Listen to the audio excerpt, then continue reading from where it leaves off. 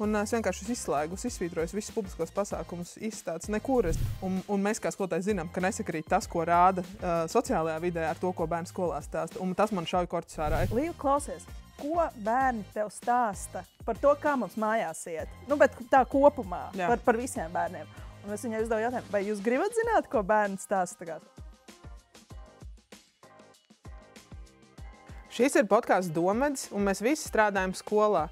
Šī ir vieta, kur atklāt dalīsimies ar savu pieredzi un situācijām. Ar šo vēlamies uzsākt sarunu par skolotāju darbu, lomu, pienākumiem, atbildībām, par skolas dzīvi kopumā, jeb kas lācītam vēderā. Mēs parādīsim, ko nozīmē darbs mūsu skolā, ko nozīmē izglītība kopumā, tās ietekme, kā mēs veidojam attiecības, kādas ir mūsu ilūzijas, bažas, uzvaras un kritieni. Tas ir mūsu pieredzes stāsts. Un ceram, ka tas tev dos iespēju sadzirdēt, uzzināt, kritizēt vai nosodīt, varbūt pieņemt vai pielāgot to tavai situācijai un vajadzībai. Klausies, domā līdzi un iesaisties domvedis sarunās.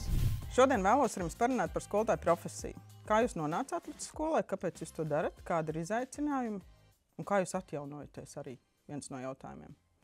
Nu tā tad, Līva, kāpēc tu esi skolā? Jā, Līva, pastāst, kāpēc tu esi skolā? Es skolā nonācu ļoti apzināti. Ļoti apzināti. Man bija iepriekšējās izglītības telnieks un scenogrāfs, un pēc tam es sapratu, ka strādājot paralēli Bērnu Kliniskās universitātes slimnīcā kā brīvprātīgais, es sapratu, ka es gribu strādāt ar mākslu un ar bērniem. Bija arī pieredze skolā, vienu gadu, kad man bija 20 gadi, un 12. klasēm bija 18, 19 gadi. Visai neveiksmīgi. Nu, tā kā neveiksmīgi man sajūta līmenī, praktiski veiksmīgi, jo es gribu tālāk strādāt skolā. Jā, un pēc tam es meklēju, kas būtu tā skola, kurā es gribētu strādāt. Vēl man izglītība nebija pedagoga. Atradu Cēsu skolu, sapratu, ka uz Cēsīm es nepārvākšos. Tad es meklēju, kur Rīgā būtu skola. Atradu iepriekšējais nosaukums. Rīgas jaunā sākuma skola? Rīgas jaunā sākuma skola. Uzrakstīju ziņu, un tad Ilze man atbildēja ar ziņu. Mūs nesauc Rīgas jaunā sākuma skola, bet mēs esam jau mēnesi skolu Domders. Par to nebija vispār nekāda informācija. Bet es domāju, es esmu ar pirmo e-pastu jau iekritusi, jo būtībā valsts skolā es negribēju strādāt. Es gribēju mazāks bērnu skaits, individuālāka pieeja, resursu sadaļa atrisināt, jo es esmu mākslas skolotājs. Jā, bet tad mēs sazinājāmies ar Ilzi, parunājām ar Ilzi, tad es aizgāju mācīties maģistros, un tad es nācu praksē, un tad es sāku strādāt skolā Domders pirms 8 gadiem. Man vajadzēja pateikt jau no nosaukuma. Tāpēc droši vien es vienkārši mēģināju. Tu biji pirmā, kur es tā varēju atbildēt. Nu, Jākab. Es senos laikos, aiz trēdiņiem, kalniem, trēdiņiem, jūrām. Pilnīgi cūceni, ja godīgi. Pilnīgi cūceni. Visu savu dzīvi bija hoķis. Un tā, kad es iestājos arī, iestājos Bostonas universitātē, kas arī bija vienkārši tāds likteņa pirksts, mani pat ielika vienkārši kā fizkultūras skolotājs manu to virzienu. Es pat nezināju, kur es eju, jo angļu valoda man nebija stiprā puse, un es pat nezināju, ko es tur gribu, kas ko kā. Un man ielika kaut kur, un tad teica, ka tu iebrauks, tad tu vari samainīt kaut ko. Nu tā es arī kaut kā nomācījos. Jā. Superīgi, man ļoti patika, jo, kā jau droši vien jūs piekritīsiet, es pats esmu bijis bērnu prātā. Tā kā man sporta skolotājs... labā nozīmē, tas ir labā nozīmē, jo mās, kad, vajag bišķi to pozitīvo gariņu, kur tu baudi spēlējoties un skrienot, un tas ir kaut kāda tur tāda forša niansīta par to visu. Tu neizaudzo pārāk ātri, bet... Izmācījos, un uz mani, kāds skolotājs, kur, ceļš Latvijā, ārprāts, tā sistēma tik čābīgi, visi tik slikti. Nē. Bet tā dzīve atkal tie līkloči atveda, kad bija iespēja, jo bija nelielas, kā saka, bija visādi izaicinājumi, paldies par šo vārdu, jā. Un bija piedāvājums, es saku, interesanti, kāpēc ne? Un, protams, kad es vienkārši paskēnu autoprocesu. Un tagad ir viena no labākajām vietām, kur esmu strādājis. Jā. Nu, kaut kā tā. Nu, forši. Skolotājs vispār ir orķestris. Viņš ir organizators, plānotājs, vadītājs, līderis, stūmējs, motivators, asaru laucītājs, emocionālais atbalsts, konfliktu risinātājs, mediātors, soģis un dažkārt arī policists. Un šo sarakstu varētu vēl papildināt. Daudz dikti tur kaut ko salikt. Un tam vēl visam pa vidu ir kaut kas arī jāiemāc. Vēlams arī sakarīgi. Tur man bija tas smaidiņš. Vēlams. Kas ir tās būtiskākās prasmes, ko jūs esat kā skolotāji ieguvuši? Man liekas, ka tu nepieminēji, bet man liekas, viena no lielajām lomām īpaši audzinātājiem, tas ir mamma. Bet mamma dara visu to, ko tu teici pirms tam. Vai nu tu esi mamma vai tētis, neatkarīgi no skolotāja dzimuma, kādu lomu tas bērns tev piešķir? Es mērķiecīgi to negribēju izcelt. Redz, es izcēlu.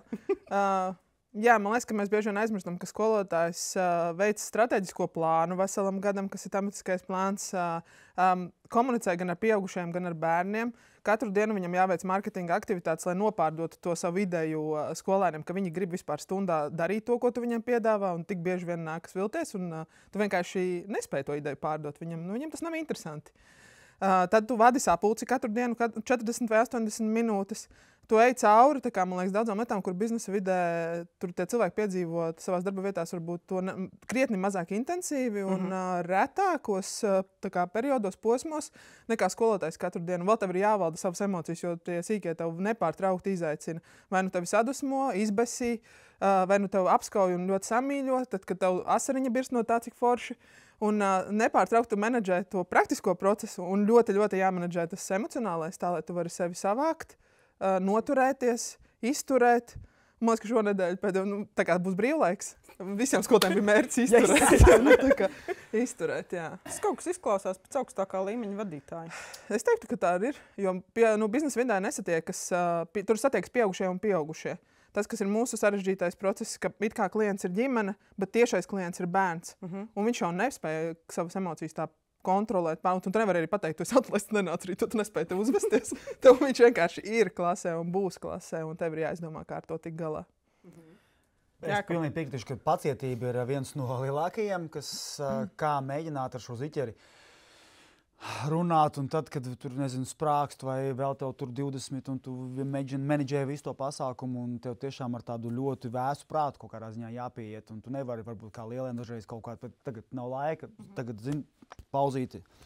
Tā pašā laikā, man tā liekas, viena no lielākajām lietām, ko arī mēs, ar ko strādājam, tieši šo vērtību iemācīšanu kā tādu, tās pašas robežas, tā paša pacietība, tā paša pašatdeve, kaut kādas lietas, it sevišķi, labi, es kā sporta skolotājs varu teikt, sevis iepazīšana, un mēs tieši caur tādu kaut kādu prieku kustību kā tādu kustība, kas šim ziķerim ir tā pats svarīgāk. Līdz ar to sevis iepazīšana, jo daudz kur mums tomēr visu laiku ir kaut ko saka, ko darīt. Ko darīt, kā darīt, kāpēc darīt, un tieši tā mums arī daudz kur jāpārdod savas idejas.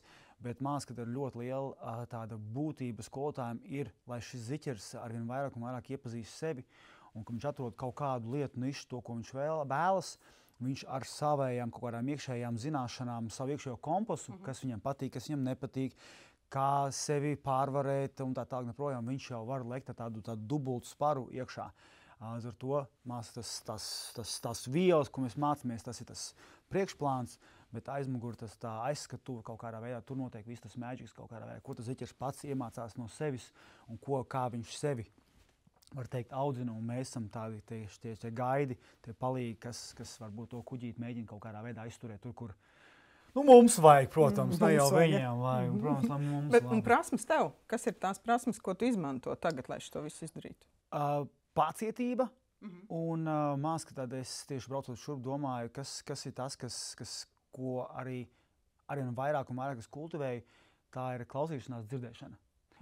Jo man tā liekas, mēs daudz skolotāji visu laiku maļam to, ko mums vajag, bet arvien vairāk ieklausoties tieši ziķerītī, sajūtot, sadzirdot tas, ko viņš stāsta un kā viņš stāsta un kāpēc viņš to stāsta, tur vairāk tikt līdz tam ziķerītim un jau palīdzēt viņam jau vairāk ielikt sporta stundās, mums tā ir, un līdz ar to arī viņš ir daudz pilnvērtīgs un harmonisks.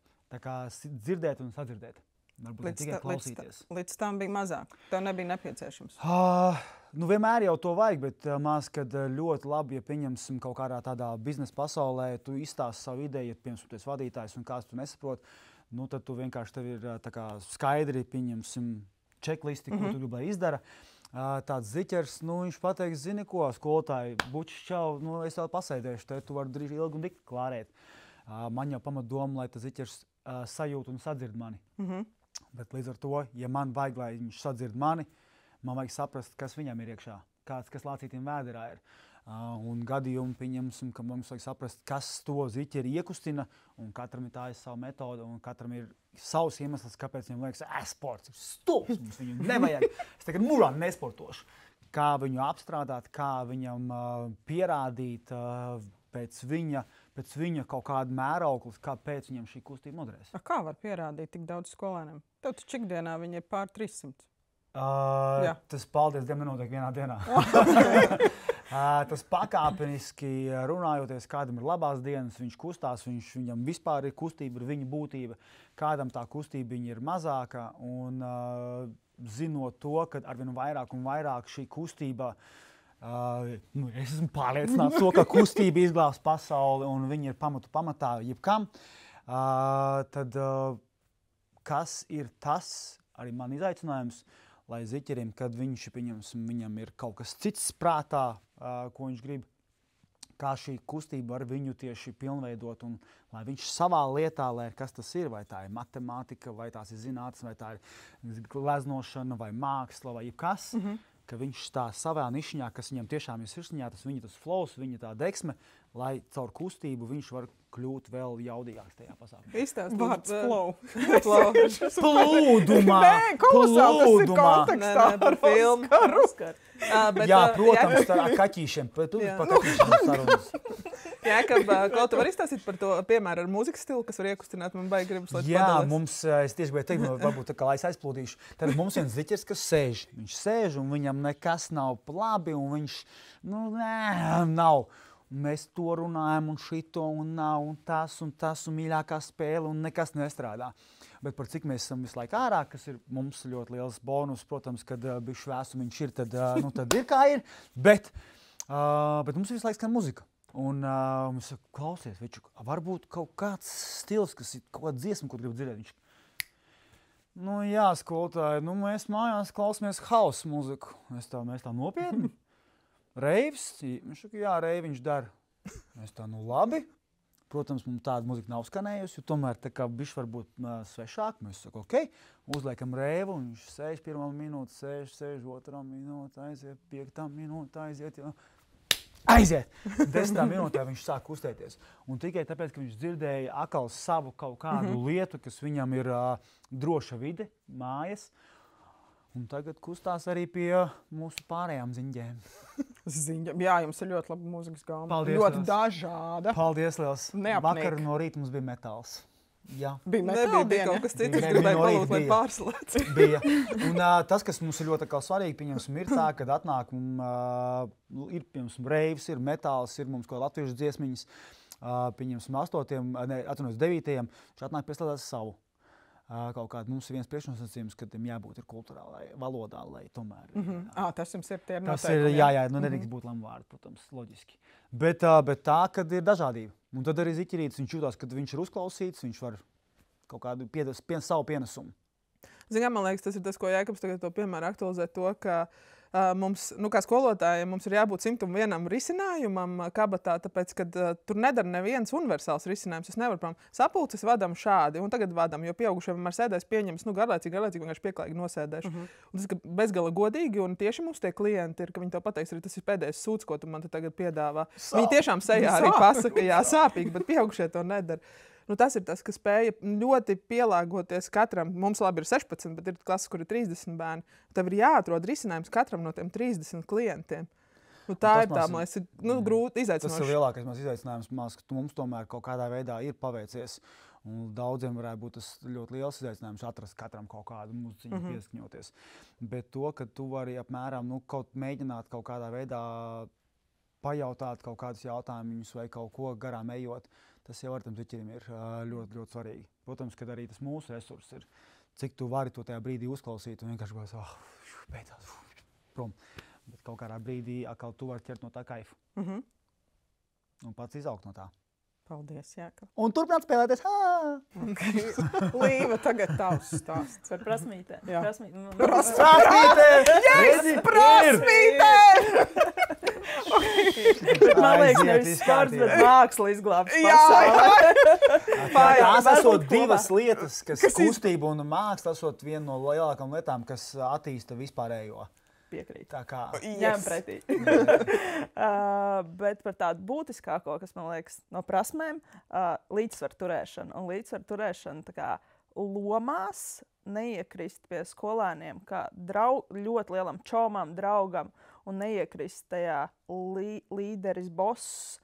Man patīk loma pelēkais kardināls, kur es esmu. Es viņiem iedodu uzdevumu, es migrēju pa klasi, viņi jūt manu atbalstu, bet es nevienā mirklī nesaku, ka es zinu, kā ir. Jo mākslā, kā es varu zināt, kā ir pareizi. Līdz ar to sanāk ļoti foršas diskusijas. Bērni ir atvērti, lai citreiz pateiktu, es rekur uzvilku švīku, tā arī ir māksla, jo rekur melnais kvadrāts ir māksla.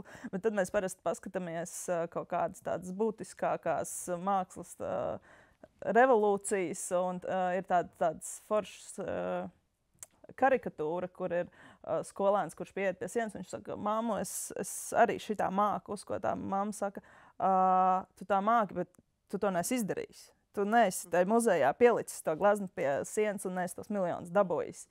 Un man liekas, ka šīs sarunas nāk tikai tad, ja es viņiem negribu uzspiest to, ka šitas ir mēsls, ko tu esi uztaisījis, vai arī pa čomām teikt visu laiku, nē, šitas ir riktīgi superīgi, liekam pie sienas un viss mums ir māksla. Kā tu izdarīt? Tu teici par to pelēko kardinālu, tas uzreiz tā notiek, ja klasē un tu jau esi? Nē. Visu laiku ir jāčeko tās situācijas, jo kaut kādā mirklī skolēnam gribās par to čomu kļūt, un ir jāspēj noturēt, es to daru noteikti intuitīvi. Es viņus mēģinu nepielaist par tuvu, bet tajā pašā laikā ar tiem stāstiem, ar to savu, jo es ļoti daudz dalos ar savu pieredzi, kas man ir bijusi līdz šim, arī radot mākslu, kā arī to pieredzi, ko es uzņemu ikdienā, jo es mēģinu caur mākslu dzīvot visu laiku, izstādes muzeju un tā tālāk, un viņiem stāstot un viņiem ļaujot saskatīt to, ka viņš, piemēram, ieraug to darbu, un viņš saka, klau, bet es tur, tagad bija tieši trešdien, es Francijā lidostā ieraudzīju mākslas darbu, un tur bija šitas pats mehānisms. Yes. Un man ir tāds, yes, tu redzi kaut ko vairāk apkārt, kā tavs ekrāns, telefona vai vēl kaut kas, tu saskatīji mākslas darbā kaut ko tādu, ko tu atpazīsti šeit, vienkārši uz sienas noprojicētu. Forši. Sirds ildena. Jā. Tā tad māksla izglābs un sports izglābs pasauli, ja? Varbūt ne tieši sports, bet kustība. Jā, kustība. Jo sportam, kādam, piemēram, sports nav viņa. Bet tieši kaut kāda veida kustība vai kaut kāda veida aktivitāte, kas ir priekš viņa, šī te mazā cilvēciņa, un pēc tam jau lielā cilvēciņa, tas jā. Tas ir, okay. Pārliecinoši! Viss zinātniski pētījumi tā stāv. Labi. Nē, savu reklāmu vēlāk, ja? Nē, es tāpēc arī neko nesaku, es vienkārši stāstu. Kas ir grūtākais šajā visā? Tas, ko tu teici, robežu noturēšana, tā varētu būt par to, ka noteikti. No robežas un man personīgi kaut kādi emocionālie jautājumi, jo es esmu cilvēks, kuram ir jāpadomā, iespējams, pat jāuzraksta tas, ko es domāju, un es tad tikai saku skaļi, jo man liekas, nekas nav svarīgāks kā precīza domāšana un precīza runa, lai nav lieki daudz vārdi, jo un tajos mirkļos, tad, kad skolēns ir kļūst emocionāls vai dusmīgs vai raud un tā tālāk, pieiet viņam klāt un tagad ar tiem pāris teikumiem viņu dabūt atpakaļ uz strīpas vai vismaz nomierināt tik tālu, ka viņš ir ar mieru pasēdēt kaut kur maliņā un nomierināties un tad pieslēgties, tad, kad viņš ir gatavs pieslēgties, mans lielākais. Un arī ar cilvēkiem. Es mentorēju arī skolotājs, tad arī ar cilvēkiem. Tad, kad es saprotu, ka aiziet emocijās, tad bieži vien es domāju tā. Kas man tagad ir jādara, ko es domāju, atgriezties atpakaļ pie sevis. Un man viena no superspējām ir tas miers, nervu kā striķi, miers, es atgriežos atpakaļ, un tad es skatos uz to situāciju. Tā tīri tagad notiek tas, un ko es ar to gribu izdarīt. Bet grūti. Jā. Grūti. Tu to mācies droši vien ne tikai skolā, vai ne? Jā. Yes. Un tev sanāk? Jēkabiņas gribēju teikt. Bet par kalniem. Māc, ka viss ir par resursu. Savu iekšējo resursu. Un man tā liekas, protams, ka mēs kultivējam kaut kādas prasmes, augam ar tur robežas, tur kas un ko un kā.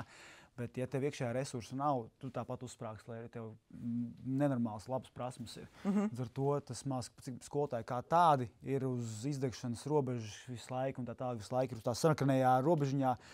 Mums baigi daudz ir tieši jāskatās uz pašu savu resursu, kā atjaunot savu resursu, lai tu pēc tam ar dotam sīkajam jebko, ko tu vēlēs.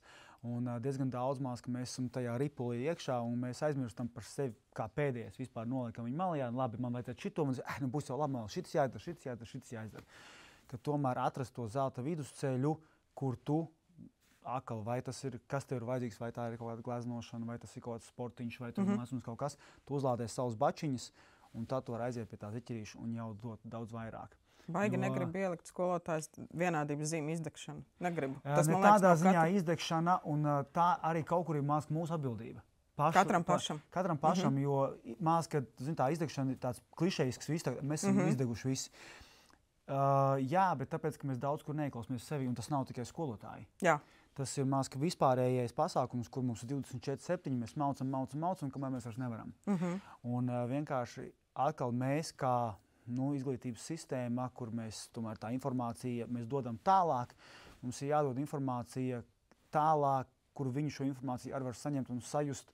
Atkal mēs ejam pie tās sajūtas, ka viņš zina, kad viņam vajag pauzīti, kad viņam vajag ievilkt telpu, kā atjaunoties un tā tālāk joprojām.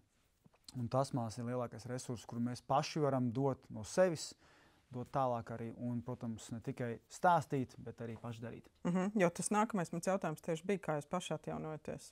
Piemēram, agrāk es ļoti paviršu kaut kādā veidā kaut ko, rūpējos par sevi, jo bija ģimene darbs, visi pārējie, un savs laiks sev bija pēdējā lomā. Tad šajā brīdī es tiešām ļoti cenšos viņu izvirzīt kā prioritāti, kad 3 reizes nedēļā kustēties. Man jaunais hobijs, piemēram, beach volejbolu, viņš iet spēlēt. Es gribu vienreiz nedēļā iet pirtiņā, tad līdz ar to es sistemātiski pieeju tam, kas ir vajadzīgs man, atkal iepazīt sevi, lai es savus bačiņus uzlādētu augšā, lai es varētu, kad es atnāku uz skolu, lai jebko, ko es daru, es esmu labākā sevis versija. Tev kalendārā salikt tie laiki ar sev? Jā. Okay. Un tu neatkāpies? Ir vienmēr atkāpes, mēs esam tikai cilvēki, mēs visi kļūdamies, un vienmēr kaut kas var noiet greizi, bet tad, kad tev noiet greizi, nevis ārpāts, kad ir nākamais, kad es varu ieiet. Man bija pirtiņa katru piekdienu. Es saprotu, ka piekdienās dažreiz nesanāk. Man ir nedēļas nogale, piekdienas, sestdienas, svētdiena. Mēs braucam pie Jēkabas pirtiņa piekdienās. Viņš sev jau aicina. Viņš nebrauc. Tagad reku tu varēsi pateikt. Bet es saprotu, ka man tas ir tāds ļoti vajadzīgs, lai dabūtu to sviedriņu un izsvīstu ārā man nervu sistēmai. To, kas man ir jāizdara, lai piemēram tas būtu. Ja tā nedēļas nogale sanāca, ka nesanāca, bet tad nākamā nedēļas nogale es ļoti cenšos, lai tomēr tas būtu. Konkrēta situācija pavisam īsi. Vienu piekdienu es ar ziķeri aizmiegu, gan izēju pie televizora ap 9, man uzreiz ir sarkanā gaisma, skaidrs, man ir pa daudz. Tas ir ļoti reti, kad es tā izdaru. Es saku, sieviņ, sorry, sēdien es guļu dienusiņu stundu, sēdien es guļu dienusiņu, sēdien es eju pirtī, es uzreiz nogriežu visu nost un uztaisu uz hard stop un reģinerējos un domāju par sevi, lai pieņemsim pirmdienā, es saku, lai esmu maksimāli. Cik es varu būt tuvu. Nevienmēr mēs esam uz 100%, bet vismaz es kaut kādā veidā. Tas tev bija signāls, ka ir jāizdara, jāparūpēs. Es arī sevi sāku iepazīt kaut kādā veidā, lai būtu kā būtu. Lai es varētu smaidīt un nākt parunāties ar vienīgām dāmām. Līvu. Lūdzu, pārējiem. Līvu, varu lūdzu tu izstāstīt. Lūdzu pastāst, jā. Lūdzu pastāst. Tā nebija patiesi interesi. Tā kā es esmu saraksts cilvēks, tad mana atpūta ir ielikta kalendārā. Precīzā laikā, precīzi rutīna. Es zinu, ka tad es otrdienā, ceturtdienā, vēl brīvdienās. Bet, ja nopietni, tad 5:00 aizēju pakaļ bērnam vai aizēju mājās un vīrs atad bērnu, un tad telefons tiek nolikts. Un tad ir laiks ģimenei, laiks izklaidēm un visam pārējiem. Nākamajā dienā 8:00 no rīta to telefonu es paņemu. Ļoti labi strādā, jūtu atšķirību. Telefons stāv virtuvē, pat ne guļamistabā vai viesistabā, bet nolikts virtuvē tālākajā stūrī. Neaiztiek viņu. Viena lieta, šajos vakaros mēs taisam ar bērnu projektus, visādus ar mākslu nodarbojamies, līmējam, zīmējam un visu kaut ko riktīgi patīk. Bērnam arī riktīgi patīk. Un otra lieta ir, man ir ļoti svarīgs klusums. Tā varētu būt strādājot skolā, kā pavar durvis, tā skaņa nones. Tas laikam man ir kaut kāds iekšējais triggers. Un tāpēc tas, ko es daru, es eju peldēt, bet peldēt es eju, kačājot izturību un garos gabalus. 3 km, 4 km. Tu nepeldi viena basēnā. Viņi iet ar senioriem. Tu jau nedzi, tev austiņas nevar būt, kas ir ļoti svarīgi man, kad man neskan tā fona mūzika. Es eju viena pati. Protams, tur ir citi arī klāt, bet būtībā tas ir baigi labais laiks sev. Plus vēl, tu fiziski izkusties, peldēšana ļoti, ļoti labi, pēc tam pirtiņa. Un tur ļoti daudz domas var izdomāt, bet pēc galvenais tas klusums un tas ūdens, kas iet graus. Man šitā ir vasarā mocīts. Jā, pareizi. Meditācija. Brauc, kaut kas tur vibrē un tur brauc kaut kur ceļš un tu nav nekā cita. Neviens nevar piezinīt. Bet man bija, un es kāpēc arī kaut kādā viņā, es pilnībā man šitas rezonē, jo, kad es strādāju korporatīvā un vadīju pirms halli, man bija 24/7 telefons. Izdegu, sadegu, pārslodze, viss pēc kārtas. Un man bija pilnīgi tāds triggers, telefons zvanas jau uzreiz. Un līdz ar to tas ir ļoti labs skills vienkārši nolikt viņu kaut kādu. Tas ir ļoti spēcīgi cilvēku raksturiezīme. To izārstē ceļojumi, kuros nav zona. Jā. Vai ne? Latvijā arī mašīnā. Jā, noteikti. Latvijā arī ir iespēja. Vai vienkārši esi ārpus zonas? Vienkārši esi ārpus zonas. Nav reklāma! Nav! Latvijā ir. Un tas, ko mēs darām, mēs braucam uz Kurzemes rietumu piekrastu augšā starp Kolku un Mazirbi ir viena vieta, kur ir 2 deklarētie iedzīvotāji pa visu to vietu. Un tur mums ir vasaras vieta, kur nav zona. Tiešām nav zona. Un tad, kad citreiz pēc tam 3 dienām es jau redzu, ka vīram viņš saka rokas trīcē, viņš saka, es aizbraukšu līdz Kolkai, vajag padzerties. Es zinu, ka nevajag to kolu, nevajag to Facebooku paskrolēt. Jā, bet 3 dienas, tas ir daudz. Tur nav arī elektrība un nav ūdens. Ļoti patīkama pieredze. Uz īsu brīdi. Jā, vairāk kā nedēļu nevajag. Jā. Un pēc tam tu atnāc tāds tīrs. Ko tu paņemsi no tā, ko viņi teica? Pašai es tev gribēju paprasīt, ko tu paņemsi. Esmu dzirdējis, ka tādi lieli cilvēki un mūki, kas piemēram ļoti sevi strādā, viņiem, piemēram, lai to dabūtu pirmo uzkačātu, viņi, piemēram, vakarā kaut kādos laikos vienkārši paņem kompjuteru un telefonu, aiziet uz mašīnu, aizslēdz. Un tagad mēs, ka tev pat nav iespēja aizbraukt, aiziet paņemt pakaļ. Ja? Tā, ka tu viņu noliec kaut kur tiešām, kur tev pat nav iespēja aiziet pakaļ. Un tad uzreiz ir forši. Tev nav tā, ka tu kur ir? Mašīna var aiziet pakaļ. Var, tad baigi, tad jau tā kā bišķi grūti. Nē, tas slinkums tur bišķi ieslēdzās. Par klusumu. Es tas, ko Līvai piekrīt, klusums. Tas ir tas troksnis skolā.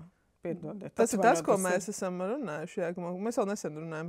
Kopš 11. gads, mēs jau ilgāk skolā strādājam, bet pirms tam tā skolas pieredze to nedarbināja. Es neeju uz teātri, nekur neeju uz publiskiem pasākumiem, jo vienmēr satieku kādu, kas ir no skolas. Un es vienkārši izslēgu, izsvītroju visus publiskos pasākumus, izstādes. Nekur es gribu aizbraukt uz vietu, kur man nepazīst, bet nekad tā nav. Rekur, Līvā ir viena vieta. Jā, tur bet vienkārši aizbraukt. Jebkur aizbraucot, tev ir vienmēr kādu satiec no skolas. Tas ir tas tīkls, no kā tas nav tikai par satikšanos. Tas ir arī mana pieredze arī, kad es vairs krietni mazākēju. Tas ir par to intensitāti, kādā mēs ikdienā esam, kad tad gribās atslēgties. Bet māska arī, kas ir māska ļoti svarīga, māsa arī Līviņa tieši runāja par tām robežām. Un, kad, pieņemsim, ja tu vari būt arī ārā, es zinu kaut kur, pieņemsim, mēs eju ārā, arī ir kaut kāda viena tēma, par ko pārsvarā man jautā. Un kaut kādā brīdī saku, šoreiz ne par to. Okay? Nu ja tu tā nostādi, šoreiz ne par skolu, mēs runājam par izrādi, par kaut ko, tad ir uzreiz Bet es negribu vispār runāt. Man jau ir tā, ka tur ir tāds riebis, ka man tur tūs sveši cilvēki, kas tur atkal ieties viss. Nu, pagaidu, tu jau tā.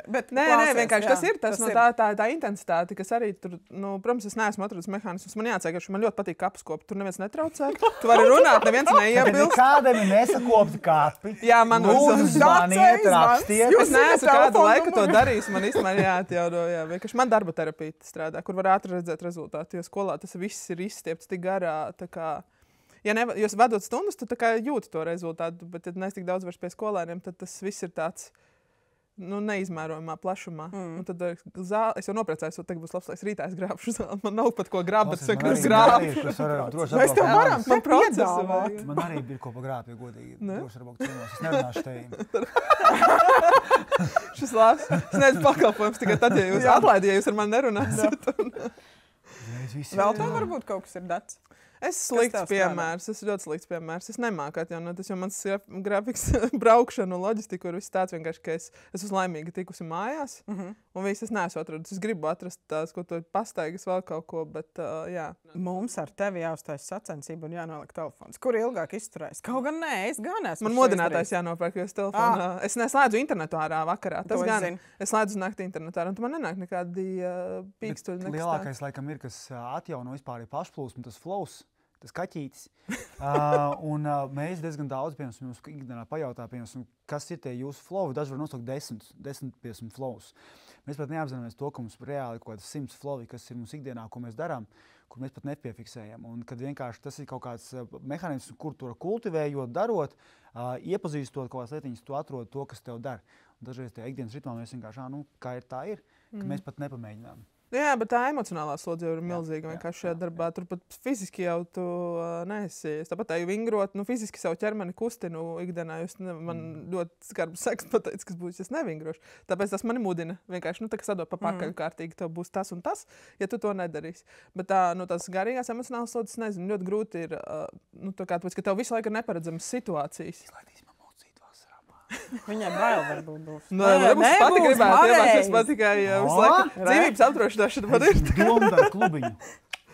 Jā, bija vēl kādi, bet redziet, tas arī kaut kā interesanti, ka mums gribas kaut ko tādu mežonīgu, lai nenormāli sev pārslēgtu, tāpēc, kad mums ir tā informācija. Viens jau ir skolas informācija, bet ja bērni atnes no mājām tādu informāciju par savām ģimenēm, ko es 100 gadu negribētu zināt, priekš kā man to vajag zināt, bet viņi vienkārši tev stāst. Es ienesīšu tādu diezgan provokatīvu tēmu, bet ņemot vērā, ka šobrīd ir ļoti daudz visi cilvēki posto to, ko viņi dara, un mēs kā skolotāji zinām, ka nesakrīt tas, ko rāda sociālajā vidē ar to, ko bērni skolā stāsta, un tas man šauj korķus ārā. Es nevaru es redzu, tie vecāki liek kaut ko Instagramā, vēl kaut kur, kādu viņam super dzīvi, ko viņi tur dara tā un tā.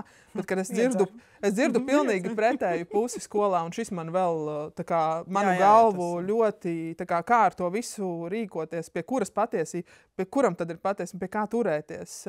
Jo tas, man liekas, tāds dubult standarti, dubultas dzīves, un tas viss vēl ienāk skolā, neskatoties to, ka jau ir daudz emociju. Es redzu, ka Līva ir man ir ar šito pieredzi bijusi vecāku sapulcē, kad es vadu sāk sapulces beidzās, un pēc tam tādas neformālās sarunas, un viena mamma saka, 2. klasa man bija audzināšanā, Līva, klausies, ko bērni tev stāsta?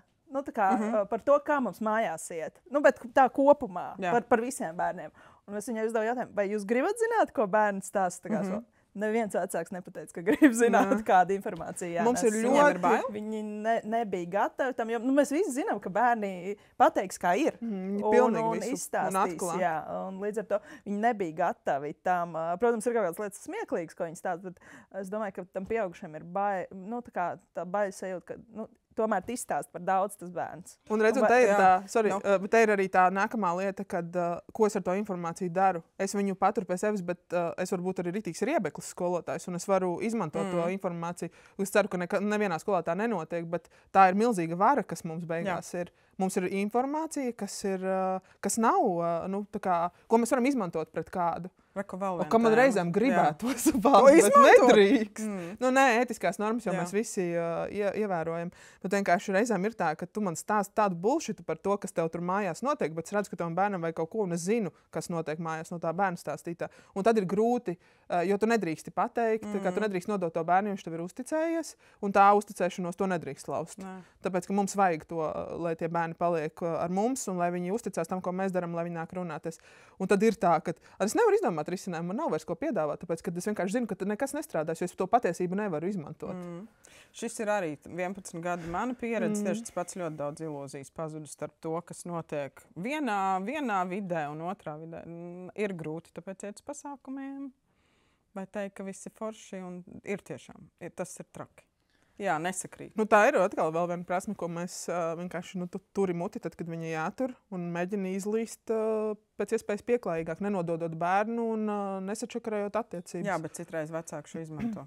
Nu, viņi izmanto, jā, bet tu man vienmēr atgādināt, ka tev arī ir informācija. Jā, pareizi, tā kā tas komiks. Man iet gan pretējo, gan arī dažreiz, zinot to, kaut kādā veidā, kur sociālā tīkla mēs kā visi zinām, bet tā pašā laikā man šis vēl skaistāk to visu tā uzpeldina augšā. Man personīgi dažreiz, ka tad es ar saviem bērniem vēl tā kā dubultā mājās. Mēs tur ar sieviņu strīdamies, un tur kačiņi iet projām. Mana meita, viņa saka, nē, projām. Nav jau tā, ka mēs strīdamies, vienkārši mums ir dažādi viedokļi, lai tas bērns tā kā redz, ka mēs tur kaut ko tur, bet fakts kā tāds, kad ir dažādas tās vides un kad tam ziķerim ir jāzina viss, kas notiek ģimenē. Mēs stāstam gan par labo, gan par slikto pārdzīvojumu, jo tieši šī iemesla dēļ, kad tik daudz mēs ir tās divas pasaules un ka mēs mēģinām uzreiz jau tam ziķerim arī stāstīt, ka labāk esi patiess un zini visu un kaut kā audzināt tos savējos varbūt bērnus un arī dot arī tiem bērniem, kas ir šeit, tās vērtības, kad esam, kādi mēs esam un esam patiesi. Ne visiem aizķersies, protams, ja tu kādam, vismaz kaut cik kādam var aizķert to ideju, domu, tas jau ir maz forši. Ļoti daudz filtri mums ikdienā jālieto ar visiem. Maskas, lomas, cepures, maskas, visu, ko mēs varam vien iedomāties. Tas ir jurists, psihologs, mamma, tētis,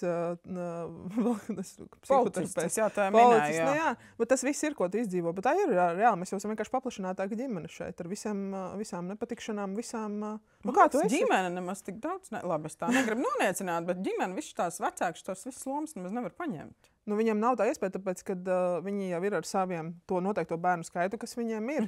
Bet daudziem jau iznes kaut kādas smadzenes un vispārējo, tad, kad ir vairāk tie bērni. Protams, tas pašas konflikts situācijas.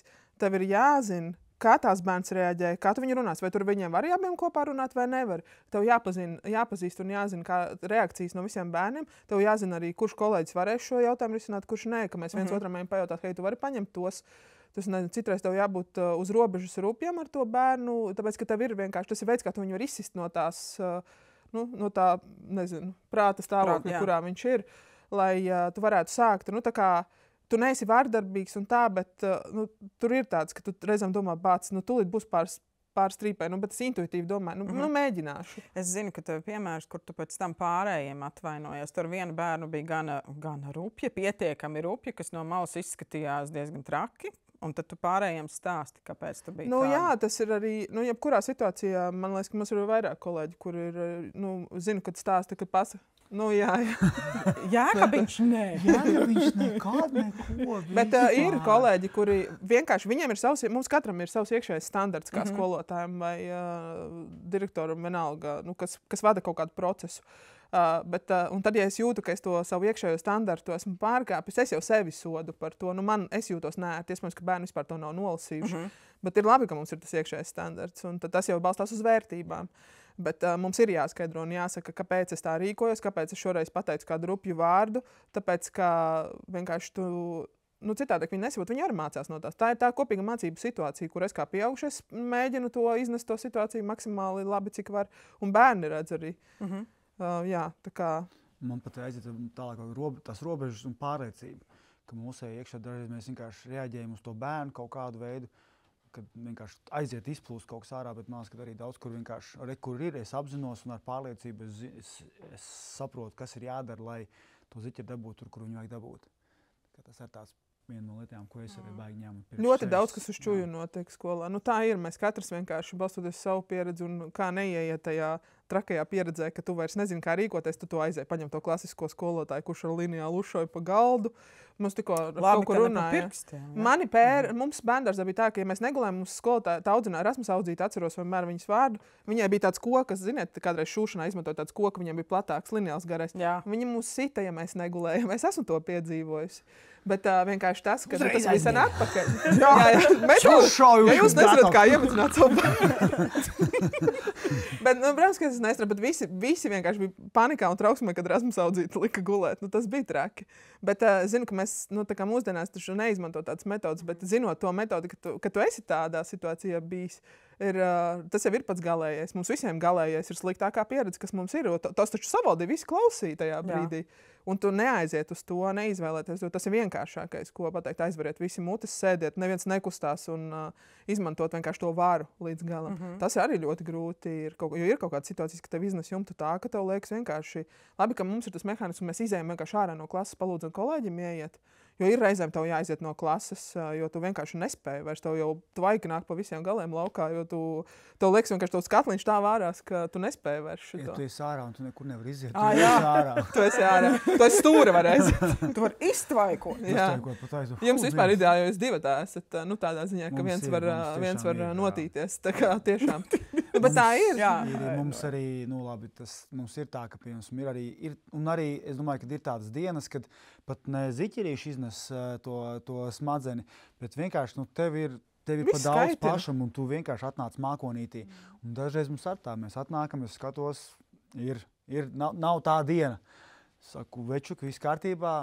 Protams, ka mums ir tas resurss, kas var paņemt, un tad skaties, ka kaut kur, nezinu, tu patīri sniegu. Tu par savu otru partneri runā sporta skolotājā? Es runāju, ka vispār mums visiem ir kādas tās sliktās dienas, vai ka vienkārši kaut kas pa daudz, kaut kas. Vai ģimenē, vai attiecībās, vai tur, nezinu, kaut kas cits sastājies ir, vai tur neesi izgulēji. Mazums, 101 lieta. Tas pats, kas ziķerīšiem, tas pats arī mums, mēs esam tikai cilvēki. Bet šis ir tik forši, ka kolēģi nolasa. Jā, un tas, man liekas, ir, kas varētu pietrūkt daudzās skolās skotājiem, kad ir jau bail uzticēties arī tam otram pieaugušajam. Mums ir tās attiecības tādas, ka mēs varam viens otru jau redz jau, tu redz jau pēc sejas izteiksmes pats, un nav labi neiešu, kā prasīt, vai vienkārši pasaka, sorry, man vajag 5 minūtes, un tu klausi, tu tolerē to, ka tam cilvēkam vajag tās 5 minūtes. Bet daudz, kur jau ir bail atvērties, tāpēc, ka potenciāli pret tevi izmantos to informāciju vēl kaut kas. Un tā vide ir tāda, nav forša, lai tu justos droši un tevi kolēģi nolasītu. Un saprast, gribētu, lai tas būtu tā, ka kolēģi skolās Latvijā uzticās viens otram vairāk, jo patiesībā jau bez tās uzticēšanās mēs nevaram vispār kopā kaut kādus mērķus sasniegt. Bet tas ir reāli izaicinoši. Zini, kas ir vēl viena, kamēr jūs runājat, man ienāca prātā, kas notiek ar jaunajiem skolotājiem. Jums ir pieredze pirms darba skolā, kas notiek ar jaunajiem, jo viņam jau nav iespēja mācību grāmatās šo nestāst. Ja? Nestāst. Mēs varam atsaukties arī uz to filmu Vecāku sapulci, kur ļoti spilgtā skolotāja jaunā pasaka, ka man nemācīja, kā vadīt vecāku sapulci un strādāt. Jo tā ir, nevienam nemāca skolotājiem, kā strādāt ar klientu, ko mēs darām katru dienu un visu laiku. Ar mazo klientu un ar pieaugušo klientu, kuri taisa visādas iespējamās lietas. Un tā skolotāja profesija ļoti mainās. Nāk klāt prasmes, arī ārstiem šobrīd sāk vairāk pievērst uzmanību, kā tu strādā ar klientu. Jā. Bet tā ir tā lieta, ko mums nemāca. Tā ir viena no lietām. Mūsdienās, kur vispār ir mūsdienu cilvēks, ir impulsīvāks, trauksmaināks, prasīgāks, viņam viss pienākas, gan ziķerim, gan vecākam. Tad ir interesanti. Līva, ko tu domā? Par jaunajiem. Jā, ir ļoti svarīgi, ka jaunais kolēģis, viens ir tas, ka viņa tās vērtības kaut kādā mērā pieslīpējās vai sakrīt ar tām vides vērtībām, bet otrs ir tas, ka viņš ir gatavs kā sūklis ņemt no tās vides, visu, ko tā vide un cilvēki dod. Jo es, piemēram, domāju, ka es kā skolotājs esmu izaugusi domdarī, ņemot no cilvēkiem, man bija labi, tad viņas nesauc par mentoriem, bet man bija ļoti labi cilvēki, kuri man bija blakus un kuri teica, šitā mēs daram vai šitā mēs nedaram. Un tikai tagad es saprotu, ka ar šitā mēs daram vai nedaram, tas ir, tas atbilst tam, kā domdarī dara, vai tas neatbilst tam. Un es biju gatava ņemt pretī, un es gribēju būt tas skolotājs. Un es redzēju kaut kādas lietas savos mentoros, kur šito es vienkārši brutāli ņēmu sev, adaptēju tā kā savai būtībai un maucam uz priekšu. Tad sanāk, ka jaunajiem vajag vecāko kolēģi, nu, nezinu, vai gados vai kā, bet ir vajadzīgs cilvēks, mentors, kas viņu ievada tajā darbā. Man arī ļoti labs mentors ir.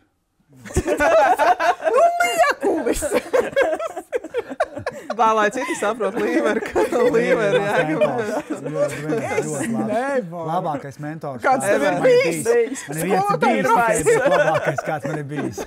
Redz, labi, forši. Pagaid, mentors. Bet tas ir par tiem jaunajiem, kur mēs tagad gatavojot vienu projektu pieteikumu paši redzējām to statistiku, ka jaunie skolotāji ļoti ātri aiziet, tāpēc, ka tie vecie skolotāji, viņiem kāpēc ir kaut kāda tā sajūta, ka nevis viņi lepojās ar to savu pieredzi, ko viņi varētu dot tiem jaunajiem, bet viņi to izmanto kā varas pozīciju. Redz, es zinu, kā jādara, tu nezini. Bet nevienmēr. Nevienmēr, bet lielākoties tā ir, jo kāpēc tad nav atbalsta? Kāpēc skolotājs nesjūt atbalstu? Tāpēc, ka neviens nedalās ar viņu vai nevirza tajā procesā. Un tā mentora loma arī ir ļoti atšķirīga izpratne par to. Bet vispār, piemēram, kad man šis otrais gadiņš, jā. Man vispār nekad mūžā nebija doma, ka es strādāšu Latvijas skolā. Tā sistēma no malas, labi, ne jau, ka es tur baigi zināju, kāda ir sistēma, bet viss tā aura skolā, Latvijā, nopietni. Tu pasaules līmeņa skolā strādāji, tur ir tā lieta, ka, zini, kad ir skolas, kurās ir šis te, un mās, kad mūsdienās arvien vairāk tieši esot šajā vidē, tu redzi, ka arvien vairāk ir šīs skolas, kuras mēģina veidot gan to vidi, gan to attieksmi savā starpā, ka tā skola ir tiešām superīga vidi, kur būt un strādāt un augt un attīstīties. Tā kā... Man liekas, ka skolotāja profesija šobrīd paģēra pavisam citu lietu. Nevar iet skolā. Bet mēs jau esam par to runājuši, ka agrāk pa 5 gadiem tā kā mainījās tie skoli. Mums ir 11. gads, bet tagad katra pirmā klase, kas ienāk, viņi ir pilnīgi citādāki. Tur nestrādā nekādas mums iepriekš zināmas metodas. Tu nepārtraukti ievies kaut ko inovatīvu, lai tev regulāri jārada jaunas idejas, lai tu varētu strādāt ar tiem skolēniem. Tas nozīmē, ka tu nekad nenoveco kā skolotājs. Nu jā, tev galva arī pārpūs smadzenēs ir, lai izdomātu. Tas arī, jā. Man šis foršs piemērs. Atcerieties Eriku, kas mums bija skolotāja. Ienāca skolotāja kā asistenta vienam puikam, un viņa tāda zolīda kundzīte, bet ko viņa darīja, ienākot jaunu mūsu kolektīvā, tad man arī jāiet uz veikalu džinsens nopirkt, jo es nevaru šādi tā izskatīties šajā vidē. Jā, tas par jaunumu. Rīktīgi forši, ka tu jau pārņem visu to, jo viņi labi jūtas, bet viņi grib arī tā vizuāli iedarēties labāk. Un viņai bija arī labs, ka viņa teica, tā kā viņa nebūs nākamnedēļ, un tad jau tā liekas, tā kā jāatpūšās cilvēkam un tā tālāk. Viņa saka, es braucu uz hokeja čempionātu kā fans. Wow! Tas labs. Jā. Tas maz nav tieši par vecumu. Jā, par to dzīves uzturu, jā, par arī to, kā. Tātad par to jūs parunājat, kā tev pašam šis darbs ir palīdzējis attīstīties. Jā, runājat. Nu, darbs ir... Pēdējais. Iegūt tik daudz jaunus draugus. Labi, šī kā tā klišejiski, bet piemēram, man arī ir pavērs personīgi tik daudz cilvēkus, kurus iepazīst vienkārši tieši, pat ne kontakti, bet tieši cilvēki kā tādi. Mums ir tik daudz jaunu. Tu par mazajiem runā? Arī. Mazajiem draugiem. Mazie, bet pārējie tomēr tādi cilvēki. Un atkal man personīgi kaut kas jauns, ka no tā visu veidojas vispār pasakaini. Klausām. Sorry, ka es tev bišķi aizpildēju. Vislabāk. Man likās būtiski, tad, kad tas kāpēc es arī turpinu strādāt, ka nav tā kā klasiskajā skolā 4 mācību gadus, ir viens audzinātājs, kurš māca visas priekšmetus, jo ko man tas kā pieaugušiem dod to, ka es zinu, ka latviešu valodas skolotājs būs vairāk interesēts tajā savā latviešu, tie ir jomas speciālisti būtībā, un līdz ar to tas pieaugušais ir ļoti dažāds tas kolektīvs, un riktīgi forši tas, ka visi, piemēram, no 1 līdz 4, nerunā tikai par savu audzināmo, bet par savu kaut kādu. Tur Kārlim ir savas dabas zinības, ar ko viņš ir pilnīgi apsēsts. Tur Laurai ir māksla, ar ko mēs varam atkal dialogu veidot. Līdz ar to katram ir tā savu joma, ko viņš pārzina vislabāk, līdz ar to ir ļoti, ļoti interesanta tā ikdiena. Bērnam krietni vērtīgāk, manuprāt. Viņš iegūst vairāk. Jā, no tās attiecību veidošanas, jo, ja tev nesaiet ar vienu tur pieaugušo līdz galam, tad tu zini, ka tu satiksi tajā dienā kādu pieaugušo, kas tev riktīgi zini, ka viņš tev grūtā dienā ienes kaut kādu prieku. Jā, ka viņš kā saulīt tur nostrādās. Un Līva iedos savu mākslu. Jā, tas ir brīnišķīgi, kad ir skolotāji, kas ir reāli entuziasti tam, ko viņi dara. Bet par to draudzības būšanu, tas ir, man liekas, vienkārši tu satiec cilvēkus, kuriem ir līdzīgas vērtības. Un tev sakrīt tas, ko tu domā par pasaules notikumiem un tā tālāk, tas arī mūsdienās ļoti svarīgi. Tu nevari... Es tiešām mēģināšu īsi, jo es varu izplūst. Es pirmo reizi, kad es atnācu, man bērni, jau drīz 3 bērni mācīsies šeit.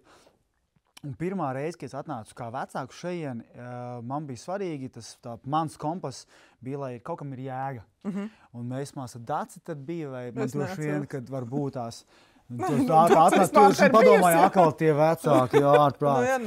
Un man bija, pēc būtības mani noķēra, man kā klientu paņēma viena lieta, kad vispār mēs te cenšamies darīt ar jēgu.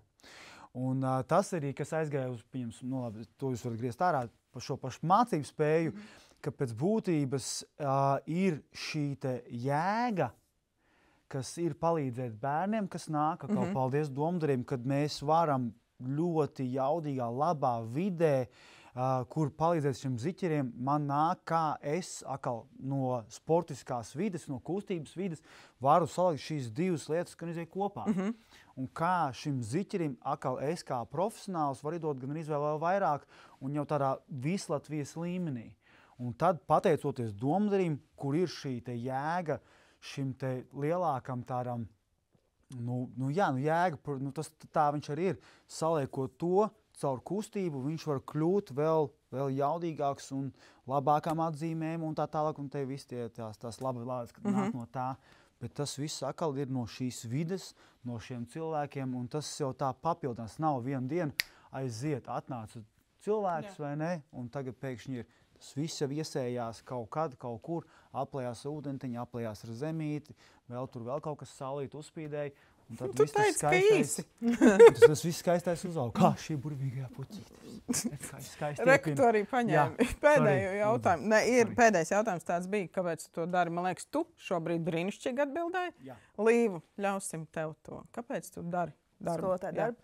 Es bišķi papildināšu šo sēšanu, jo man bērns mācās citur, bet kāpēc esmu šos te apstākļus radījusi, jo man ir sajūta, ka šo te, kāds es esmu cilvēks te un tās vērtības un vispārējo, es kā vecāks gribu iznest ārpus un tajā pašvaldības iestādē tā kā bišķi pamaisīt to gaisu ar to, ka es varu būt citādāks vecāks nekā klasiskais, tas, kuram kaut kas nepatīk, vai tas, kurš tur kūda tikai tāpēc, ka ir jākūda, vai čatiņā tur iemet kādu jautājumu, lai tas viss tā kā vārītos. Līdz ar to es mēģinu to paplašināt to vidi, kurā es kā cilvēks, es esmu kā skolotājs, bet tur es esmu kā vecāks, kurš mēģina tās pašas lietas tā kā parādīt, ka varbūt arī citādāk. Es cenšos influencēt.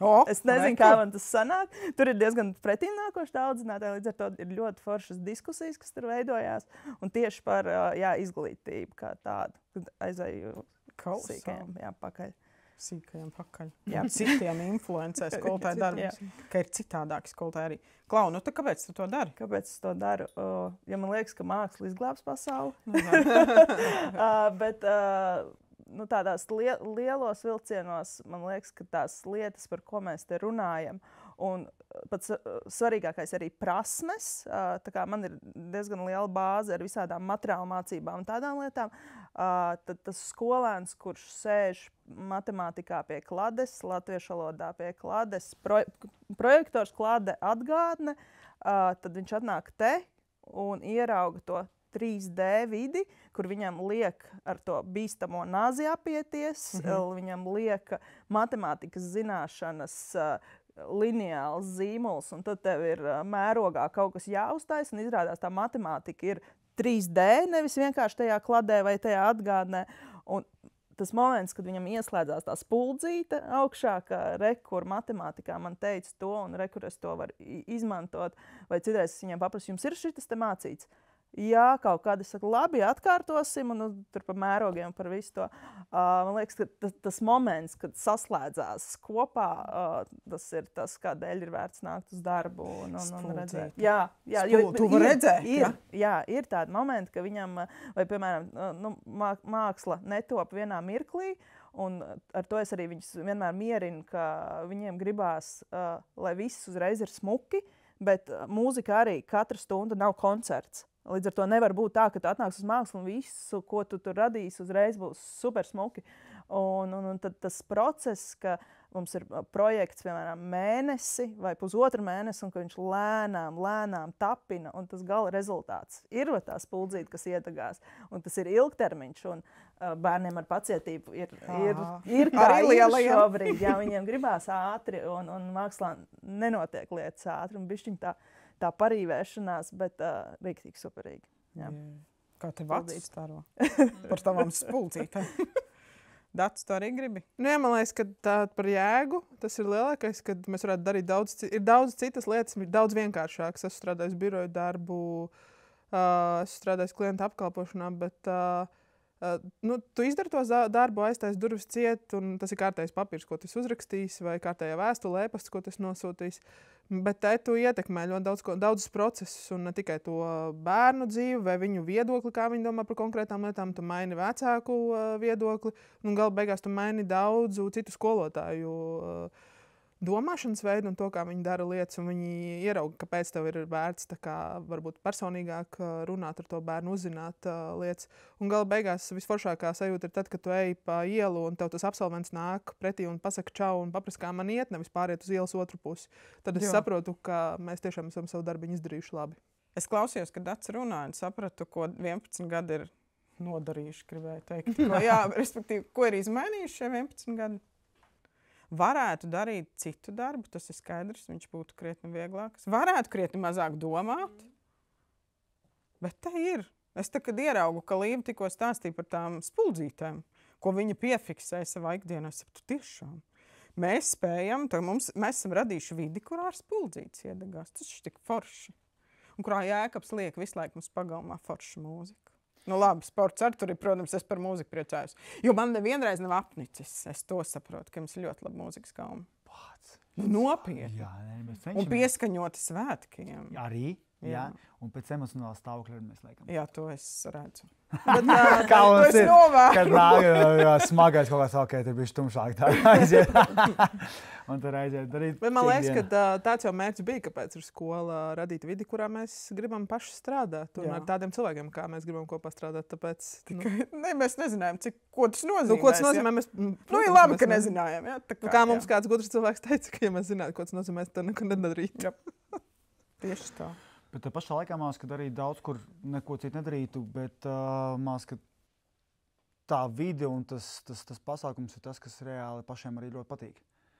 Jā. Tādā ziņā mums tieši par pārēju kustēšanos, tāds kaifs tiem ziķerīšiem tur darboties, skaidīt apkārt un ņemties, un tu redz, ka viņš izkustās, un protams, ka māksla izglābs pasauli,